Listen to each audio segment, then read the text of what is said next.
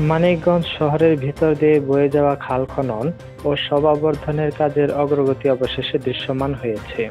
খাল খনন ও শোভাবর্ধনের কাজ শুরু হয় ২০২২ সালের মাঝামাঝি। ২০২৩ সালের জুনে এ প্রকল্পের কাজ শেষ হওয়ার কথা ছিল। পরে আরও ১ বছর প্রকল্পের মেয়াদ ও বরাদ্দ বাড়ানো হলেও ১/৩ বেশি কাজ বাকি থেকে যায়। সারা বছর জুড়ে আমরা চোখ রাখি এই জনপদের ঘটে যাওয়া ছোট বড় সব ঘটনার উপর।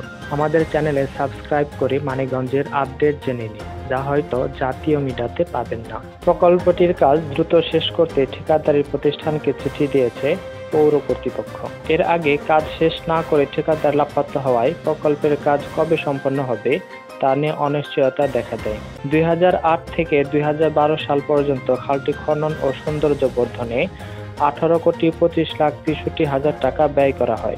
নতুন করে আবার খনন, শোভাবর্ধন ও ২টি সেতু নির্মাণে ২৮ কোটি টাকা বরাদ্দ দেওয়া হয়। ব্রিজ নির্মাণ সম্পন্ন হওয়ায় এবং খালের খনন ও পার মেরামতের কাজের অগ্রগতি দেখে অবশেষে স্বস্তি ফিরেছে জনমনে।